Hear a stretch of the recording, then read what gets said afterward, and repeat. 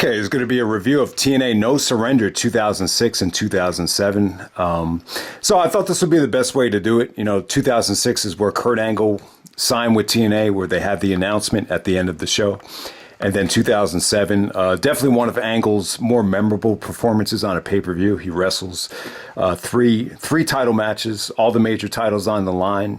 Very reminiscent of some of his King of the Ring performances. So, yeah, I don't know. It'd just be kind of weird to do a review of a show because of Angle, and then Angle's really not going to wrestle or do anything on the show. So it kind of blends in well with the very next year's No Surrender. So yeah, I think this was the right way to do it. So we're going to start with 2006. I would definitely say No Surrender 2006, more historic. It did better financially. I tried to look up the buy rate. I couldn't find an exact number, but I believe Conrad and Jarrett said it was around the 25,000 to 30,000 range. So a lot more successful, a lot more buys than 2007.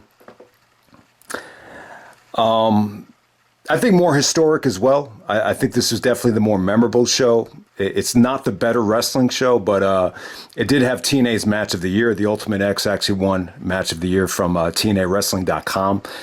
And, you had the Fans Revenge match. You had a lot of the Jackass stuff on this show. So you could definitely see Russo coming into effect. It's kind of frustrating that Russo and Angle came in at almost the exact same time. Would have loved to have seen what TNA would have looked like if there was no Russo involved at first. But yeah, we'll talk about a lot of this stuff later with Kurt Angle. There's a lot to really touch on here, but let's get right into it. All right, so first match of the night on TNA No Surrender 2006. We got Eric Young taking on A1. This might have been one of the last times you saw A1 from the Team Canada stable. So, Eric Young has dark hair here. He must have dyed his hair. This is during the time where the Don't Fire Eric stuff seemed to be at its most popular. And yeah, fans were hot for Eric. He goes over A1 in, a little bit over 5 minutes. Not a spectacular opener, but it had energy. It had a lot of crowd investment for Eric. So we'll move on to the next match. You got Jay Lethal taking on Petey Williams. This was a nightmare. This was a disaster. I love both guys. I think, I'm not a huge fan of Petey Williams, like overall, but you can't deny that because of the Canadian Destroyer and because of the kind of shape that he's in, he was definitely an awesome addition to the X division. But him and Jay just didn't click here. Even without the Jackass stuff, the Impact Zone was just dead for this match. I'm not sure why. Definitely a sign that they needed to move out of the Impact Zone. And then Sanjay comes out with, I don't know what it was. It must have been like fart spray or whatever it was. And I guess Petey was selling the fact that he needed to go to the bathroom. So I just wasn't feeling it. Sadly, this is probably one of the worst things on the show. And on paper, it looked like it might have been, at least one of the better matchups of the night. Next up, you got the Monsters Ball Prelude. You got the no disqualification match between Abyss, Raven, and Brother Runt. I thought this was good. What this match really had was it didn't have the distractions and the over. I don't want to say overbooking, but just the over amount of distractions that the Bound for Glory match had. I just thought this was a little bit tighter. It was action packed. Brother Runt took some nasty bumps out there. He took the. I think Raven actually pulled him down by the dog collar, and he landed onto a bunch of. Foreign objects or tacks or whatever it was. And Abyss actually got the nice finish with the Black Hole Slam out of nowhere. I just thought this was solid stuff. This was pretty much the same exact combination for the Monsters Ball of Bound for Glory. You just put Samoa Joe with these guys and you pretty much have, your Bound for Glory match. But what you notice about this show is a lot of Bound for Glory was no surrender rematches. I mean, this is almost like an identical card to Bound for Glory. So, all right, next up you had probably one of the worst things on the show. You had this Triple Chance Battle Royal to determine the number one contenders for the NWA Tag Team Championship.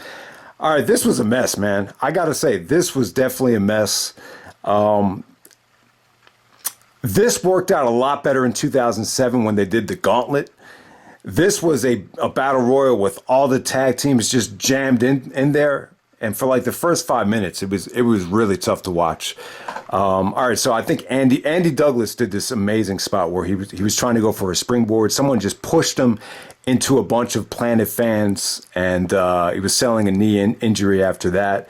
And eventually it came down to AMW and the Naturals. AMW was doing like a lot of, they got eliminated and they went back into the ring, before the referee saw them. And then eventually it came down to AMW and the Naturals. Naturals are selling the injury, and somehow, some way, they get the victory over AMW. And then Shane Douglas actually celebrates with the Naturals. And yeah, probably one of the biggest wins the Naturals ever got under the guidance of Shane Douglas. I never really thought about this, but is Shane related to Andy? I never really bothered to look it up, but wouldn't be surprised if that's the case. But yeah, like overall, I just thought this it just didn't work. I thought it was a mess. I thought it dragged. I would have preferred just do Naturals and AMW #1 contender match without, they brought every single tag team into division, and overall, it just I just didn't think it worked. Okay, next up we got Senshi defending the X Division Championship against Chris Sabin. And obviously these guys went on to have a rematch at Bound for Glory, which I really thought it was the best Bound for Glory match for a while. It still might be. It still might be up there, at least in the top 5. I mean, they really have amazing chemistry, these two guys. They're both really athletic. And you know what? This was pretty much just as good. I thought it flowed really well. Yeah, I mean, you saw Low-Key do some really, really nice double stomps and kicks, and Sabin was flying around the ring. I mean, just breathtaking stuff from both guys. All right, so what? I wouldn't say it totally killed the match. I prefer this finish over the lethal finish. All right, so Sanjay and the God, there must have been some other X Division guys come out, and they just throw this inflatable wrestler into the ring. I don't know what it is, like a balloon or it's a dummy, kind of shaped like a wrestler. So Low-Key's going for the double stomp, and then he realizes it's not Chris Sabin.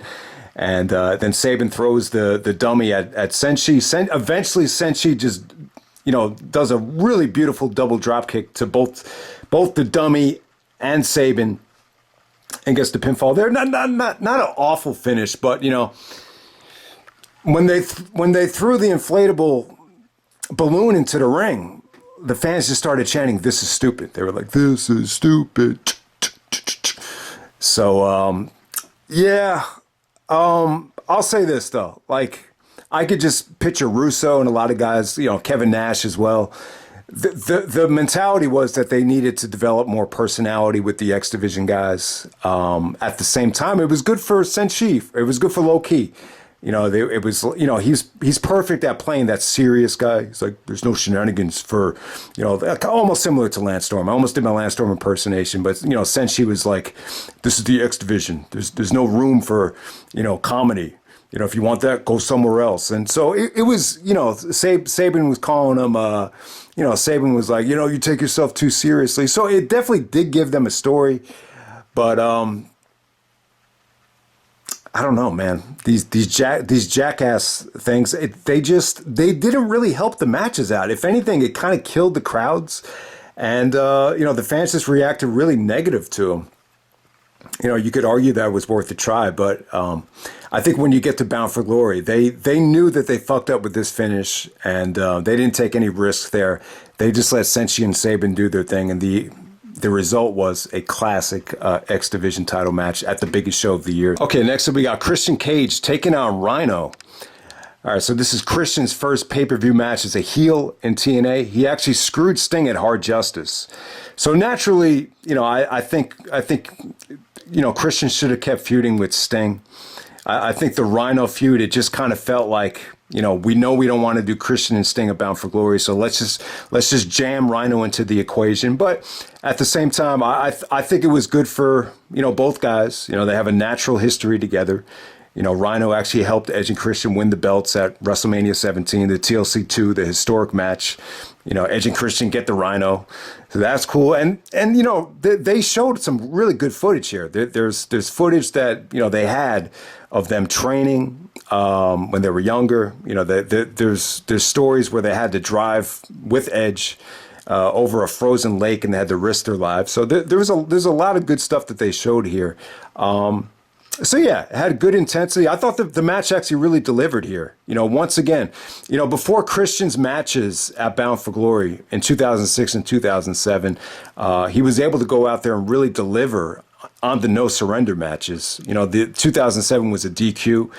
This one, Christian goes over pretty much clean. There's a lot of dirty stuff going on with ref bumps, and he uses the concerto, and there's a gore from Rhino, but the referee isn't there, so it's a little bit overbooked. But they really gave you a lot. Especially because you knew they were going for a blow off match at Bound for Glory with the 8 Mile Street Fight, but this is just a nice little prelude to it, and it gave Christian a lot of heat as a heel, so it definitely worked. It was definitely one of the better things on the show. Okay, next up we got the match of the night. We got the Ultimate X match for the NWA Tag Team Championship. So the champions at this time are actually the Latin American Exchange, LAX, Hernandez and Homicide with Konnan. So they actually won the belts at Hard Justice. The Hard Justice was the non-gimmick match. And AJ Styles and Christopher Daniels as a tag team. Yeah, they tagged a lot in 2006. The feud with Joe kind of made them gain respect for each other. I think it was Daniels. He turned babyface at where was it? Was it Genesis 2005? And trying to think. And then they started tagging up after Lockdown.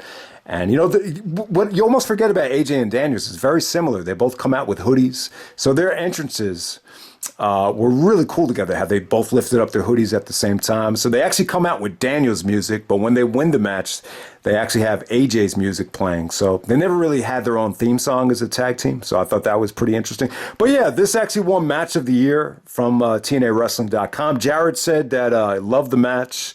Love the finish is must see. Finish is breathtaking. I mean, Jesus Christ, this is TNA. This is why we love TNA. This is why the pay-per-view did so well. I think people, wanted to order this show just to see this match. Is it a top 5 Ultimate X? Yeah, I would definitely say it's up there. The one knock on this match though is Hernandez. Hernandez is almost similar to just having Joe in the match. There just wasn't a lot he could do. He could pull up on the cables, better than Joe could. He hung there for a while. But I felt like the Ultimate X at Bound for Glory 2007 against Triple X, they utilized Hernandez a lot better there. I mean, it felt like they had a tough time with this particular match with his offensive side. But other than that, I thought this is beautiful stuff. Homicide was great. This is one of Homicide's best performances in TNA. I mean, he took some nasty bumps here, and AJ was phenomenal. This is one of the rare matches where he busts out the Fosbury flop, and then he hits the spiral tap. There's a beautiful combination of the best moonsault ever, and then the final, the spiral tap. I thought that was, just breathtaking offense from both AJ and Daniels. AJ was like a gymnast out there, just, taking bumps off the cables. Homicide actually hits an ace crusher to knock AJ off the Ultimate X cables.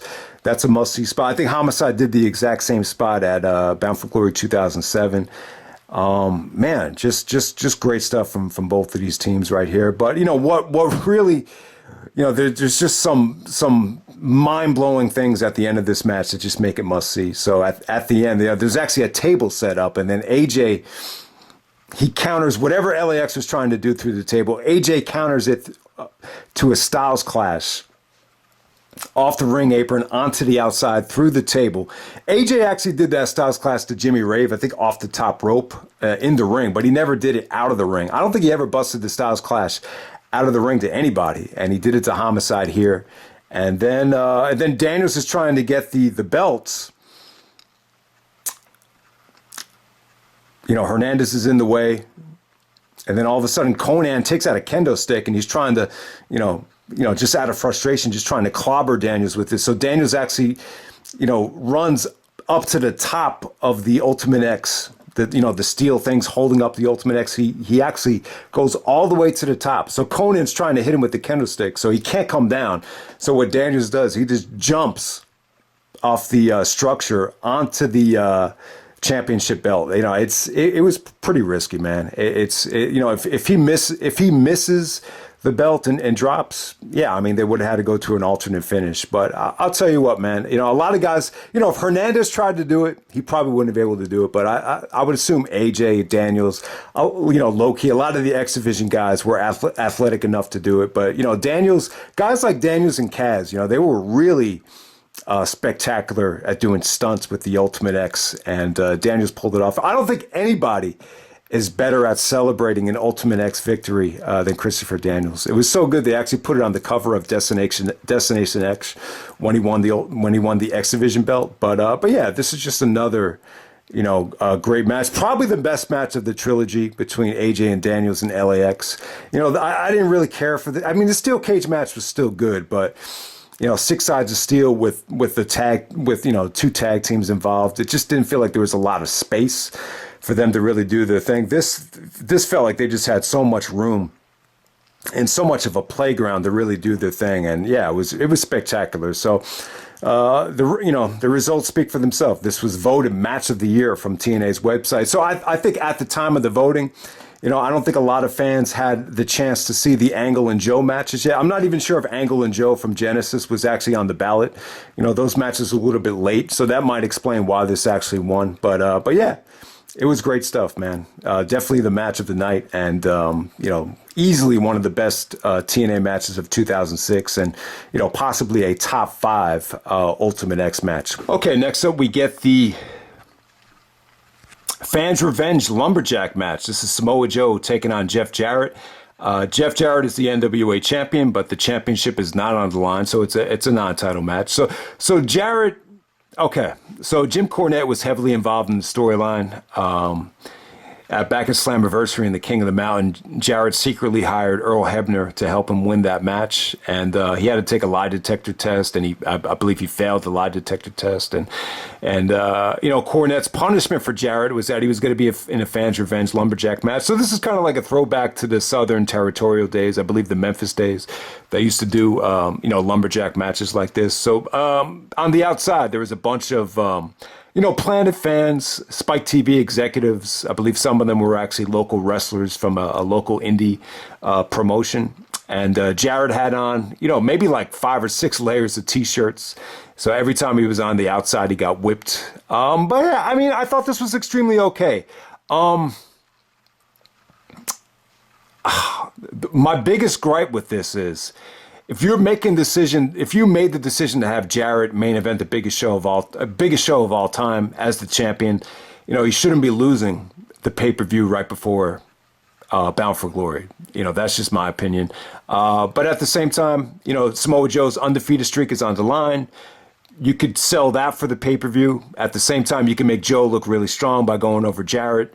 So Joe looked great here, man. I really thought he looked great. You know, the match was kind of fun.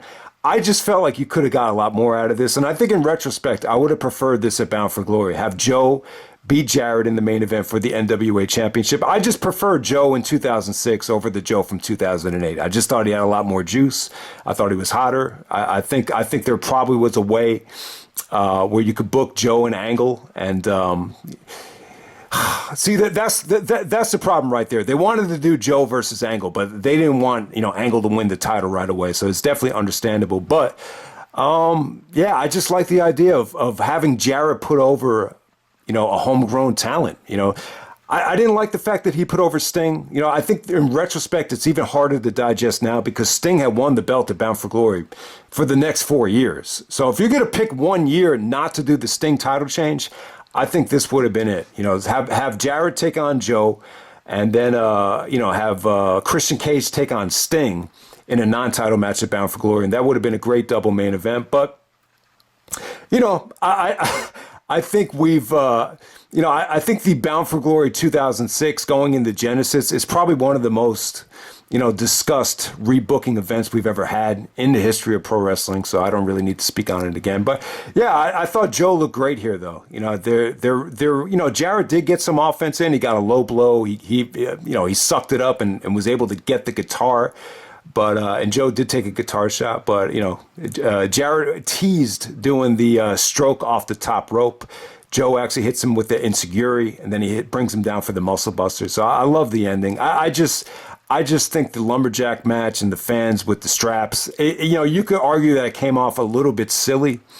So that's probably my biggest gripe with it. And the funny thing is, after Joe wins it, he actually steals the NWA championship. And, Jarrett didn't mention this with Conrad, but I do remember it was reported that Joe was like really upset because he was like, me stealing the NWA championship, they didn't give me a chance to get a reaction. And those are the little things that TNA would get criticized for. It's like Joe steals the NWA title, but immediately they cut to Cornette, kind of yelling at Jarrett, saying, Jarrett, now it's time for the big announcement, or, now it's, and he tells Joe, you might want to hear this too. So they announced that, Impact is going to move to prime time, October 4th at 9 p.m. But that's not the big announcement. Then they cut to the Kurt Angle in a warehouse, and that Kurt had signed with the company. So a lot of people thought it was going to be Goldberg. But yeah, it was Angle, man. I'll tell you, from a personal standpoint, I really wanted to see this pay-per-view. This is one of the few times where I was reading, I think it was The Torch, Wade Keller. He was updating the site after every match. So when they announced that it was Angle, I was ecstatic because I had sent an email to Kurt Angle's agent, Dave Hawk, maybe a couple weeks before this pay-per-view. I had told him, to check out TNA. Angle will be a great fit to work with guys like AJ, Joe, and Daniels. Check out the Unbreakable Three-Way. I'm sure a lot of guys sent him the same email. Because if you go to Kurt Angle's website, you said you could email Kurt, but it would go directly to the agent. And apparently the agent, Dave Hawk, and Jarrett, they met in Orlando, leading up to this match, and that's kind of where it all started. So, yeah, I mean, I still think it was great that Angle went to TNA. I think it really was, and in some ways, you could argue that the booking and Russo and it could have been a lot better. This whole booking team at TNA, they could have done a much better job of utilizing Angle in the roster a lot better around this time. I think from Kurt's side of it, I think there was like too many things that were attractive. I think the talent wise, it's definitely easy to say. I mean, he had much better opponents in TNA than he had in ECW. But, there's a good chance that if he had the same talent pool that he had in ECW in TNA, he probably still would have signed because, the money would have been better. He wouldn't have had the fight with the wellness policy to get on the pay-per-views. So I think it made so much sense looking back on it. But the negative side effect to Angle joining TNA was, he was clearly going to stay on the painkillers, and then he started drinking at the same time. But I don't think it really took away from his performance level too much. I mean, Angle kind of went up and down in TNA in terms of conditioning, but I would never say like, Angle looked like he was phoning it in and, started looking bad in the ring, started looking lazy. To me, like he always gave a great effort. But I think when you look at Angle signing with TNA, the most attractive thing from his side of it was, he could stay on the painkillers. He could make more money. He wouldn't have the stress of having to test clean for the wellness policy. And, didn't have to worry about the brutality of the schedule. The schedule made more sense than anything as well. And plus, he could bring his family along for the ride. And I think Angle looked great. Like when you get to 2007, this next pay-per-view, he looked a little bit more healthy. He started bringing his wife on the road with him. And it made way too much sense. But, you do kind of wonder, what it would have been like if Angle, jumped back to the WWE a little bit sooner. But Angle, Jarrett was actually a little bit worried about that, so he actually ended up giving Kurt, a 5-year deal. He said a 2-year deal, he's probably going to go back, but 5 years, we got him locked up. And by the time the other contract came around in 2011, obviously Angle still really wasn't ready to go back, so he's pretty much happy staying in TNA. So, yeah, I mean, the money was just too good. So I don't have an exact figure for you. We do know that, in WWE you have a downside guarantee. But with merchandise and getting on pay-per-views and main eventing, you could exceed that, depending on how well you're pushed. But with TNA, it's almost like Angle was able to, get the guarantee money, but at the same time, he didn't have to politic and fight, to get, that upside guarantee. So it just made too much sense. Okay, so 1 year later, we move on to TNA No Surrender 2007, September 9th, 2007, from the Impact Zone. I got to say, this is one of the best TNA pay-per-views of 2007. I think the only two that I would argue as being better are Sacrifice and Bound for Glory. But I think No Surrender was a really good wrestling show. I mean, you got Kurt Angle on 3 matches. All right, so this is what hurts the buy rate. I mean, you got to be kidding me with this buy rate, 17,000 buys. So obviously that's a lot lower than No Surrender 2006.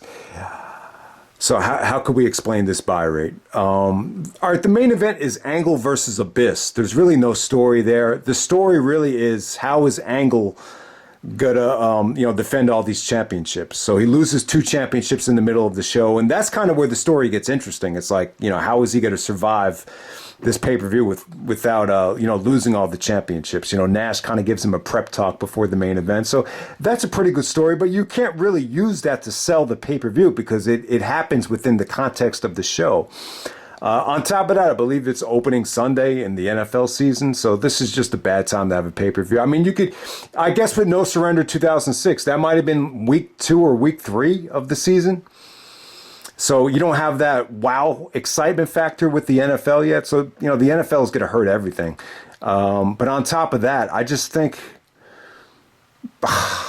you're coming off of Hard Justice, which was a really lackluster pay-per-view. I think that turned people away. I think clearly, bringing Russo back into the fold has definitely hurt the company. Now, with Russo, to me, it seems like it was a collaborative effort. It's Jarrett was head of creative at the time, but it's Dutch Mantell, it's Russo, it's Jeremy Borash, I think even Mike Tenay. They pitch all these ideas, and then I guess it's filtered through Jarrett. It just seems like a lot of time Jarrett would just let the talent figure it out. He doesn't seem like he was that, demanding and that strict. Maybe Jarrett wasn't as strict as he should have been. Especially with this main event here, where he just kind of let it roll off the tip of his fingers, and he was adamant that he wanted something to happen, but ultimately he just let Abyss and Angle figure it out, and he wasn't happy with it. So it's interesting though, but we could definitely go in depth about the buy rate, but they only do 17,000 buys. I also think it kind of speaks to the fact that a lot of people just don't appreciate, Kurt Angle, and don't appreciate great wrestling. There's a lot of fans out there. And I've known fans that friends that I went to school with. My one friend is a huge Kurt Angle fan. He told me he thinks Kurt Angle's the best of all time. He's the best he ever saw. I gave him some TNA DVDs to check out. Angle Joe, I think Genesis was one of them, and he just didn't want to watch them. I said, so what's your problem with TNA? He's like, it's just the name. And then another kid, I was just like, have you checked out Ring of Honor? It's like, what do you think about ROH? And he's like, yeah, I need storylines. I really don't want to watch it. So the reality is you have people like that. You have kids out there that, are for some reason just a little bit lukewarm to check out any sort of alternative. Because it's not the WWE. I mean, that's just the reality of it. So, I think all those things kind of factor into this buy rate. I think anytime you promote someone like Angle having 3 matches on one show, it should do phenomenal, but it just didn't. 17,000. That's a far cry from the 55,000 and 60,000 that they did at the end of 2006. So clearly something just was not working. In terms of what Jarrett said about the buy rate, he just said not good. He said we just couldn't get over the hump. It just didn't work. But let's get on with the show. All right, so the first match of the night, we got Kurt Angle and Sting as the tag team champions. I forget how this happened. I'm going to assume, I think originally Angle and Joe won the titles. And then when Angle won the winner-take-all match, he had to select his own tag team partner to be the champion. I believe that's how it happened. So it's Angle and Sting. They're going up against Adam Pac-Man Jones and Ron Killings for the TNA World Tag Team Championships at that time. Okay, so a lot of people crap on this match because Pac-Man doesn't do anything and gets the pinfall here. All right, so with Adam Pac-Man Jones, there's really not a lot to say about him. I can understand if some guys were pissed, but the bottom line is this got TNA a lot of press. It got them a lot of mentions in the news. A lot of people heard about TNA that never got to hear about it. Adam Pac-Man Jones is he was a cornerback at the time for the Tennessee Titans. It just seemed like Jarrett had a lot of connections to the Titans. The Titans, they did a lot of stuff with TNA back in the early days, and even at this time, I believe Don West was actually a writer for the Titans, so he knew about Pac-Man Jones. So, but here's the deal. This is another one of these NFL players that got into some ugly situations. There's a situation at a nightclub where, someone ended up getting paralyzed from gunshots. So it feels very similar to the Puff Daddy and Jennifer Lopez situation, or maybe even, the C murder situation when he was charged with murder and had to go to jail. A lot of times when you're at these nightclubs, those things tend to happen. It's happened time and time again in the world of sports and entertainment with a lot of these celebrities. So yeah, at the time he was suspended from the Titans, but the Titans told Jarrett, the charges are still pending, and we don't want him doing anything physical in the ring. And this is what that match accomplished. They were able to have a nice, short and sweet match with Pac-Man getting the pinfall here. Ron the Truth pretty much did all the selling for Angle and Sting. Karen Angle actually comes out. So, this is around the time when Kurt started bringing Karen to the shows. They screwed over Joe at Hard Justice. But in this situation right here, Sting actually yells at Karen, tells her to get to the back. And as soon as Sting points his finger, Karen just kind of drops to the floor and acts like Sting slapped her. Then all of a sudden, Angle starts bitching with Sting. Said, "Why'd you slap my wife?" So during the match, when Sting gets tagged back in, Angle gives Sting an Angle slam. That enables Pac-Man to get the pinfall over Sting. Pac-Man actually hooks the leg. So you can tell Pac-Man was definitely a big wrestling fan, but this relationship didn't last too long. I believe it was only a no surrender, bound for glory type of thing. But hey, I can understand that some people were pissed off about this, but the bottom line is it gave TNA great publicity, and on top of that, it built tension for Angle and Sting heading into the biggest match of the year. So there we go with that. Next up, we got Rhino taking on James Storm. Good stuff here. I think the match is really good. The storyline's a little bit personal. A lot of people don't like these storylines where,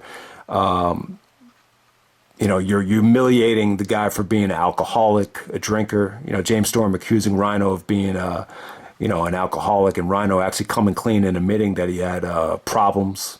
So yeah, there's a lot of storyline stuff with James Storm humiliating Rhino at a bar. But yeah, this is good stuff. It was intense. It was pretty crazy. And Rhino gets a big victory here. Rhino looked like he put on a little bit more weight, a little bit more jacked up. But yeah, I thought him and Storm had a good fight there. It felt like the type of fight you see at a bar, actually. So really, really good stuff. All right, next up, we got, the most underrated thing of the night. We got Robert Roode with Mrs. Brooks taking on Kaz.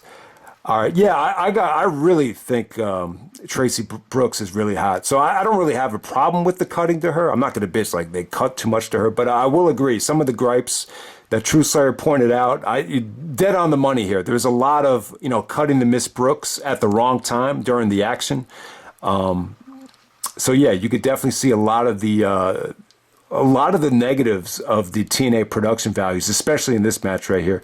But other than that, I thought this was good stuff. I really thought Rude and Kaz came to play here, had great lockups, great intensity, just really athletic, man. They did dangerous moves. Some of the transitions into the Fisherman Suplex from Rude I thought were really good. And yeah, Kaz was great. Kaz, this is one of the best runs of his career in TNA. This fall of 2007, I think it culminated in the ladder match with Christian at Genesis. But yeah, this is really good stuff. I love the ending here. There's actually God, there's a really dangerous, backwards pile driver before they get into the ending sequence. But Kaz actually goes for the leg drop off the top rope. He misses, and then Rude hits him with the fisherman suplex. Just really good stuff, man. Underrated. One of the best TNA pay-per-view matches of 2007. Maybe the most underrated because of this next match right here. All right, next up we got Kurt Angle defending the X Division Championship against Jay Lethal, Black Machismo. All right, this is what I loved about Angle going to TNA, and they left a lot of money on the table. I mean, would have loved to have seen Angle face Low Key in this spot, or Austin Aries, or Christopher Daniels, or Alex Shelley, Chris Sabin. The list goes on. Shark Boy. Nah, maybe not Shark Boy, but Jay Lethal and Angle. At the time, Lethal was probably the one that needed it the most because, the Black Machismo thing was definitely catching on. It definitely helped Lethal. I mean, look at him at No Surrender 2006 and compare it to 2007. It's like night and day. And this came off great. It came off like an upset. It felt like Angle really adjusting to the X Division style. And, really athletic stuff. It really felt very similar to Angle versus Eddie Guerrero, just with some of the counters. The Angle slam into an arm drag, Angle slam into a DDT, Angle doing the running belly to belly off the top rope. I mean, just beautiful roll up from Lethal to counter the Angle lock into the cradle for that victory there. The place just exploded. So, yeah, I mean, at this particular time, there was actually an Angle sucks sign in the crowd. And a lot of people really felt that Angle was probably getting too much attention in TNA. It became total nonstop Angle. And that kind of died down after this match. It really did.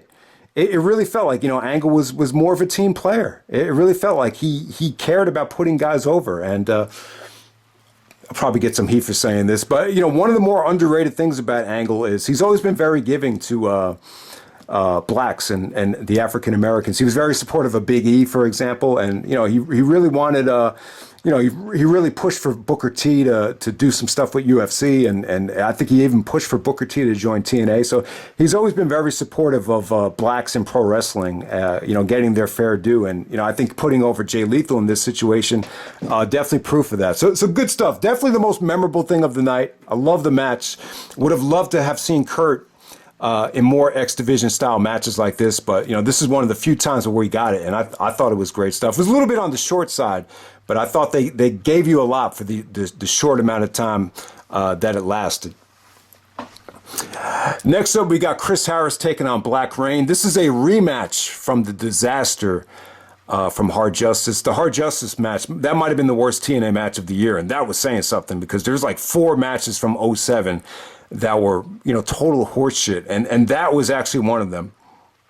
The great thing about this was it was kept a little bit short. Yeah, for some reason, Chris Harris just kept on declining. I don't know what it was. It was definitely booking, definitely opponents, definitely the mic skills. This is him kind of morphing slowly into the Braden Walker to ECW. And this is one of the darkest moments, I would say, for Dustin Rhodes as well. It's funny. I would like to know what Cody thought about this Black Reign push, because it just wasn't good. Yeah, Dustin just didn't look like he was in great shape. I thought the gimmick kind of sucked. Him coming out with a rat, it was just definitely a turnoff. So Harris actually wins with the small package, another small package.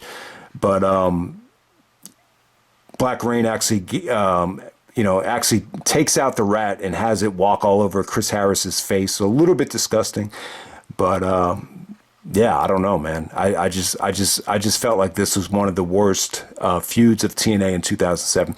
All right, next up we have a 10-team tag team gauntlet match.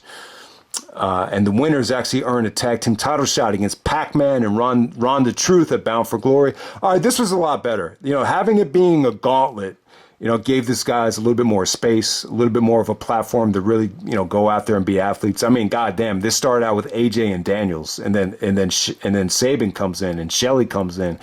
A tremendous amount of talent. You actually saw AJ work with Jimmy Rave in this match, so those guys know each other like a glove. So it was cool to see that. But there were other guys that really hurt the match when the Dudleys came out. Even especially Brother Ray, it just kind of, the match just felt a little bit weird. Even what was Raven's stable at the time? So Raven was in the stable called Serotonin. And yeah, I didn't think it was the best showing from those guys. And, over time, it felt like just too much mass in the ring. But yeah, I mean, it was cool to see guys like Homicide, AJ, Daniels, and all those guys out there. It was definitely great stuff. Senshi was not in this match though. It was Daniels, believe it was Daniels and Elix Skipper, not Senshi. So they actually got it wrong on Wikipedia. Senshi was just kind of being supportive out there. Yeah, it actually came down to AJ and Shelly. And then when it came down to the last two guys, it became a tag team match. Now, AJ hit a beautiful, springboard inverted DDT, breathtaking stuff. I mean, you've seen that time and time again, but that looks sweet. The ending was pretty sweet here. And I just wish it could have been a little bit longer. I wish we would have gotten more of AJ versus the Machine Guns. So AJ and Tomko go over in the gauntlet match. I thought it was good. It was long, but for the most part, you saw a lot of great talent, work with each other, from AJ to Daniels and AJ to Shelly. AJ was the MVP of the whole match. He lasted the whole time and ended up getting the pinfall. It went 25 minutes. So definitely good stuff there. I feel like people underrate that match. And this might be a reason why the buy rate was so low, because think about it. You could have promoted, so many great tag team matches on this card, but, you couldn't really promote anything.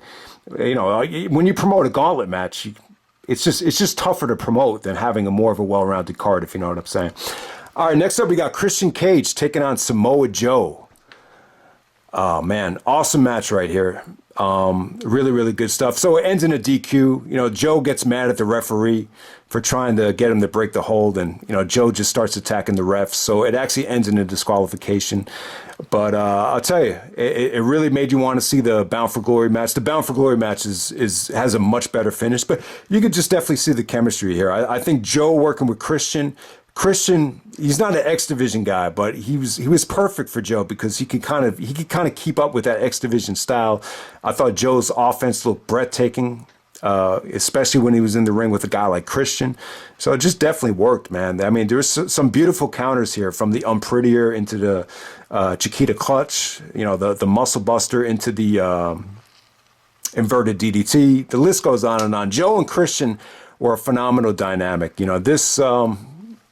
They even played off their Destination X match where, Christian would try to get his, bridge up and get his feet on the ropes after the choke. And that's how he won at Destination X. So they actually played off of that match.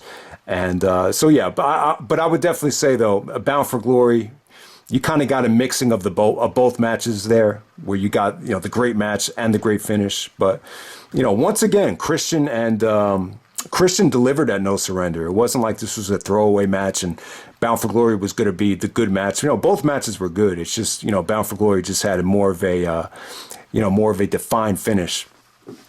All right, next up we got Kurt Angle taking on Abyss for the TNA World Championship. So really no video package here, not a huge story. And so Angle, with this particular match right here with Abyss, I think he really wanted to...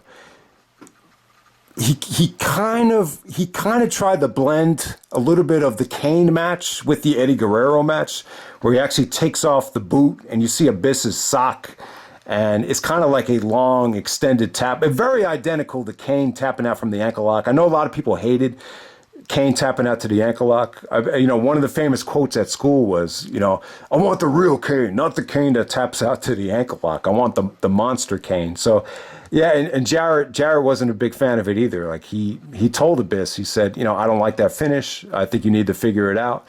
Figure something else out. So he actually watched this match from the rafters and just said, crickets. There was crickets for that finish right there. So yeah, I'm not crazy about the finish either. I think Angle should have went over with more of a high spot. You got Abyss in the ring, and Abyss loves taking high spots and crazy bumps. So, I would have loved to have seen an angle slam off the top rope, or maybe a belly to belly off the top rope into an angle slam. I think that would have been more appropriate.